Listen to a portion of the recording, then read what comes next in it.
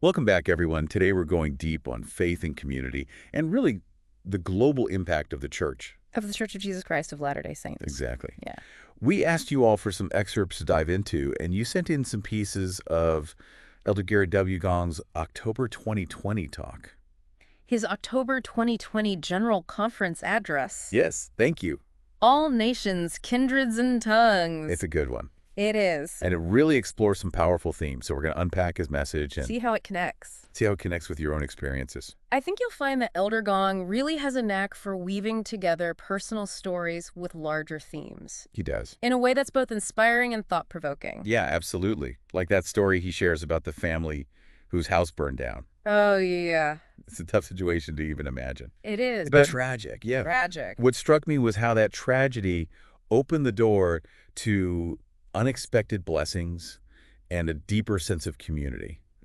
Has anything similar ever happened in your life? Oh, yeah. Where what seemed like a setback actually led to something positive you could never have predicted. That happens more often than you would think. Right. Yeah, and it always, it makes you think back to the plan of salvation and trusting in God. That even when things are really, really rough and you think, why me? Yeah. There is a plan. And There's a reason. things will work out. Yeah. It's just amazing how often that happens. Yeah. It reminds us that even when things feel really chaotic, there can be a higher purpose at play. This story really illustrates that sometimes the answers to our prayers come in ways we don't expect. Yeah. And it invites us to consider how we might be able to recognize those unexpected blessings in our own lives. That's good. Yeah. It makes you think about how much we can actually control, right? Right. We might have our own plans. Yeah. But ultimately, we need to trust that God has a bigger picture in mind.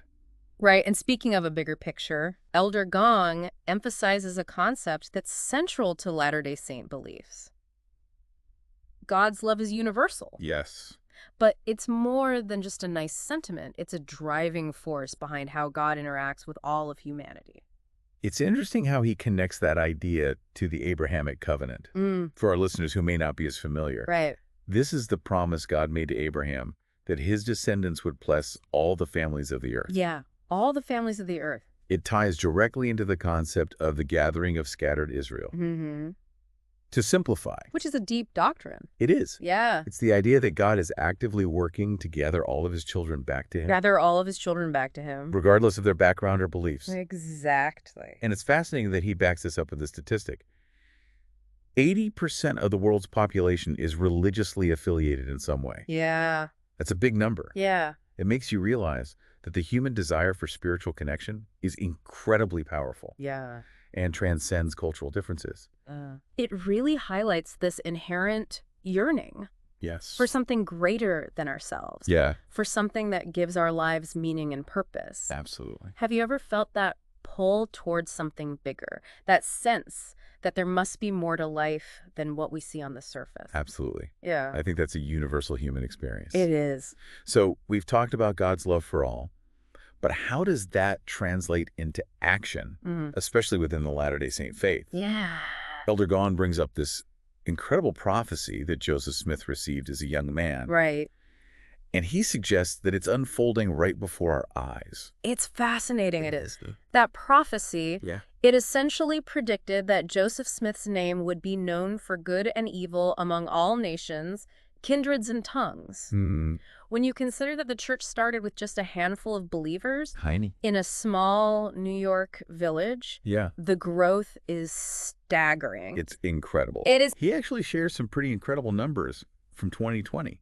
3 countries had over 1 million members. Wow. The United States, Mexico, and Brazil. And a whopping 23 countries had over 100,000 members each. That's amazing.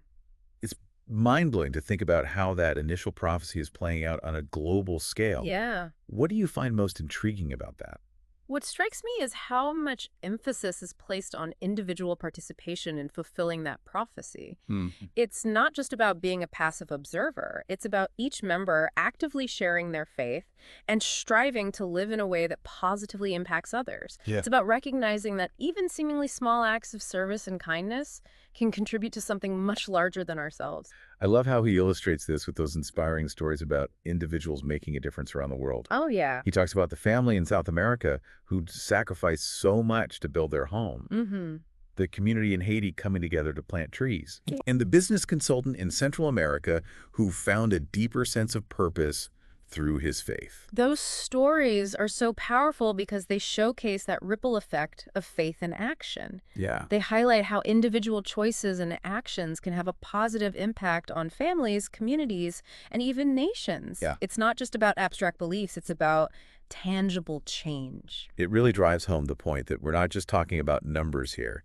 We're talking about real people whose lives are being touched and transformed through their faith. Yes. It makes me wonder, have you ever witnessed firsthand how faith can inspire positive change in a community or an individual's life? Absolutely. Yeah. I think we all have stories like that, moments where we've seen the power of faith to uplift and inspire.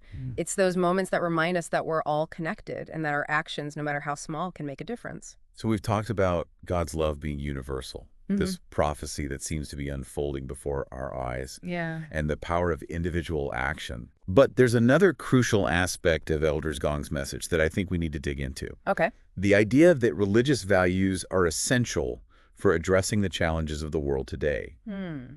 It's a concept he touches on throughout the address, suggesting that we need more than just technological advancements or political solutions. That's an insightful observation. Yeah. He's basically arguing that religious values are crucial for creating a more just and compassionate society.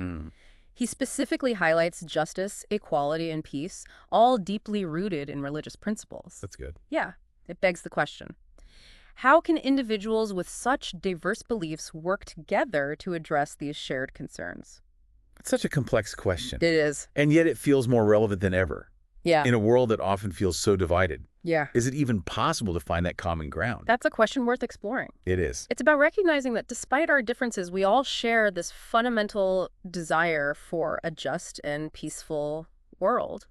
It challenges us to find those points of connection and build bridges instead of walls. And I think that leads perfectly into another key theme Elder Gong brings up, Okay. the concept of temple work and redemption. Yes. This is a distinctive belief within the Latter-day Saint faith, It is. and it speaks to God's desire for all of his children to have the opportunity for salvation. It's a beautiful and powerful doctrine that emphasizes the universality of God's love. And you know, Elder Gong shares a quote from a Central American priest Oh, wow. who was studying the Latter-day Saint practice of baptism for the deceased. He remarked, "It does seem just that God would offer every person opportunity to receive baptism, no matter when or where they lived." That's powerful. That's a powerful statement. It is. It really gets to the heart of this belief that everyone deserves a chance, regardless of their earthly circumstances. It does. And it goes back to that core principle of God's fairness, offering everyone the opportunity to choose to follow him even after death. It reinforces this idea that God's plan encompasses all of his children, regardless of when or where they lived. Yeah. He doesn't want anyone to be left behind. Exactly. And that brings us back to the core theme of this address. God's love is universal. It's not just a passive emotion. It's an active force that compels him to reach out to all of his children and offer them the opportunity to return to him. Wow. We've covered so much ground already, and there's still so much to unpack. No. Let's take a moment to let everything sink in. Yes. We'll continue our deep dive in just a bit. That sounds good. As we continue exploring Elder Gong's message, I find myself drawn to this idea of finding refuge in God's love. It's powerful. It's a powerful image, isn't it? This notion that no matter where we are in life, how lost or alone we might feel, we can always find safety and solace in his embrace. It's beautiful. Yeah. It reminds me of that line from the hymn Rock of Ages, Okay. where it talks about finding a shelter in the time of storm. It resonates with that deep human need for security and peace, especially when life feels overwhelming. Exactly. It speaks to that longing for something stable and unwavering amidst the uncertainties of life. And what's even more profound is that Elder Gong doesn't just stop at the idea of finding comfort. He connects it to the transformative power of Christ's atonement. Right. It's not just about finding temporary relief. It's about being fundamentally changed and healed through God's grace. That makes me think about how often we focus on outward solutions to our problems, on fixing things on a surface level. Yeah. But true transformation, as Elder Gong suggests, Right. requires something much deeper, a change of heart. You've hit on a key point there. Yeah. He's not just talking about individual salvation. Yeah. He's talking about creating a better world. Mm-hmm. A world where justice, equality, and peace prevail. Yeah. And he makes a compelling argument for the role of religious goodness in achieving that vision. I was particularly struck by the question he poses. Okay. How else can we refresh, inspire, and edify the human spirit? Mm. It's a rhetorical question, Yeah. but it really makes you pause and think. It does. In a world that's often consumed with material gain and self-interest, Right. it's easy to lose sight of the things that truly matter. Yeah. Compassion, Yeah. empathy, a sense of shared humanity. Mm-hmm. Have you ever struggled with that tension, that pull Oh, yeah. between the demands of the world and the yearning for something more meaningful? Absolutely. I think that's a struggle that many of us face. Yeah. Especially in today's fast-paced and often demanding world. Yeah. It's easy to get caught up in the pursuit of success and material possessions, but ultimately those things can only provide a temporary sense of fulfillment. Right. It's those deeper values, those principles of love, compassion, and service that truly nourish the soul. And Elder Gong doesn't just leave us with lofty ideals. Wow. He gives concrete examples Did he just- of how people are living out these principles. Yes. The story about the community in Haiti coming together to plant trees, for example, Yeah. is such a beautiful illustration of collective action and shared responsibility. It is. It speaks volumes about the power of coming together regardless of differences to work towards a common good. That story is so inspiring because it shows what can happen when people prioritize something larger than themselves. It's not just about the practical benefits of reforestation, though those are important. Yeah. It's about fostering a sense of community, building connections, and creating something beautiful and lasting. It reminds us that even small acts of kindness can have a ripple effect, spreading outwards and touching countless lives. It makes you realize that we don't need to wait for grand opportunities to make a difference. Right. We can start right where we are with the people around us. Yeah. With those small acts of love and service that can gradually transform our communities and ultimately the world. And I think that's one of the most empowering aspects of Elder Gong's message. Yeah. It's not just a call to action, it's a call to everyday discipleship.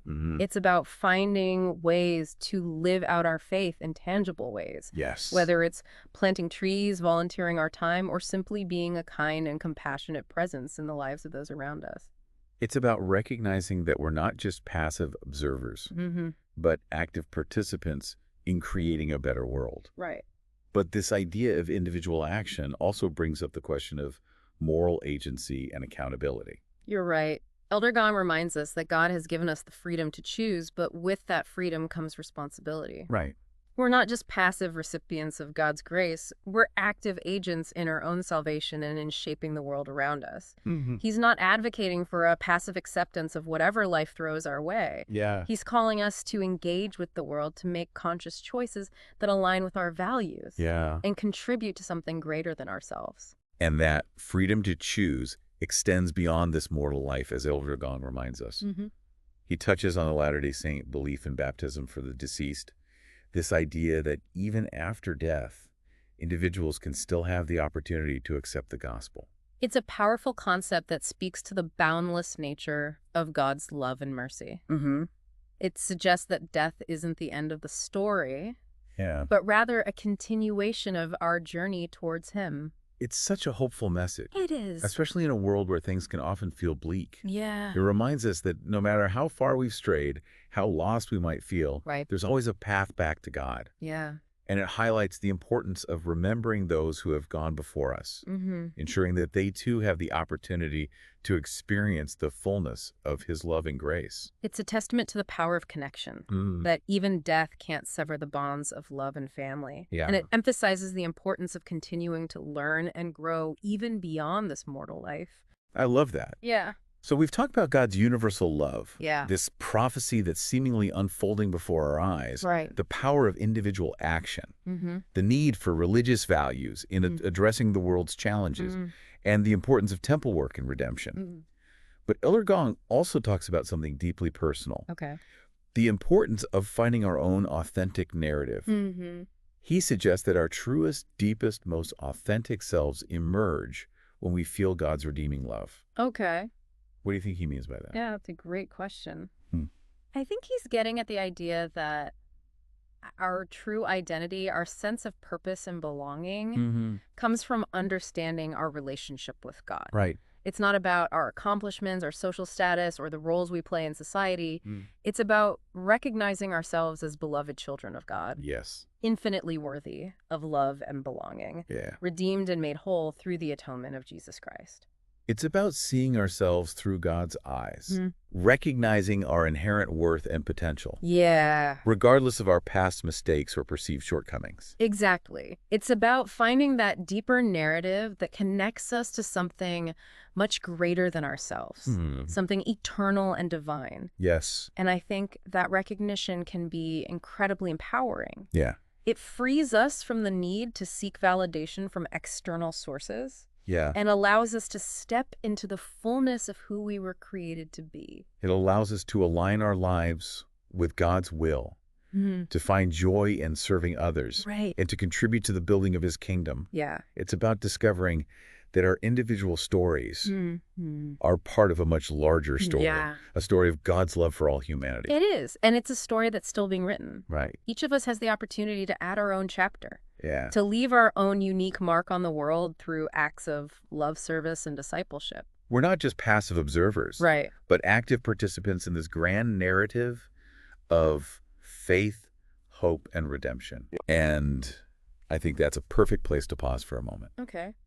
And let everything we've discussed so far really sink in. Yeah. As we kind of wrap up Yeah. our deep dive into Elder Gong's address. Yeah. One thing that keeps coming back to me is this idea of interconnectedness. He weaves together these seemingly different threads, you know, like personal journeys of faith. Yeah. The global expansion of the church. And this universal call to service. Yeah. It's like he's saying our individual stories aren't just isolated incidents. Yeah. But actually integral parts of God's grand design. It's a powerful way of looking at things, especially in today's world, where it's easy to feel isolated and disconnected.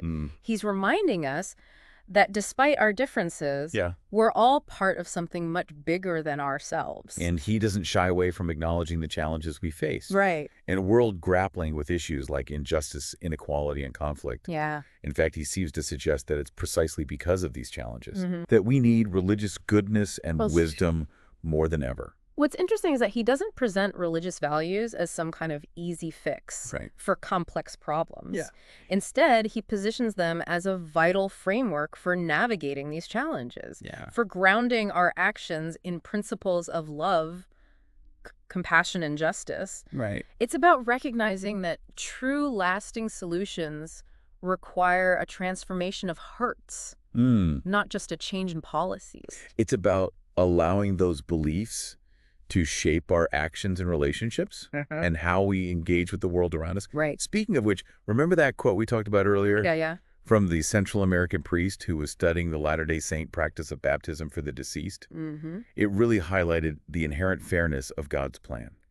Offering everyone the opportunity to receive saving ordinances, regardless of their earthly circumstances. That quote really resonated with me. It did. It speaks to a fundamental truth about God's love and mercy. That goes beyond any one specific religion or belief system. It's a beautiful reminder that despite our differences, Yeah. we're all united in our need for God's grace. Mm-hmm. It's something we all need to hear, especially today when it's so easy to get caught up Yeah. in the things that divide us. Yeah, Elder Gong reminds us that God's miracles are manifest daily, that even small acts of kindness can have a ripple effect, Yeah. and that each of us has the power to make a difference. Right. He's calling us to embrace that power, Yeah. live our faith authentically, and contribute to building God's kingdom here on earth. So as we wrap up our deep dive into Elder Gong's address, Yeah. I'm going to leave you with this thought. Okay. He spoke about finding our own authentic narrative, Right. one rooted in God's redeeming love. Yeah. I encourage you to reflect on your own life's story. How have you experienced God's love? Yeah. How has it shaped your values, your choices, and your relationships? And how can you, in your own unique way, contribute to fulfilling those prophecies and promises outlined in this message? Right. It's a journey of faith, discovery, and service. It is. And it's one that we're all invited to embark on. Absolutely. Thanks for joining us on this deep dive. Yes. Until next time.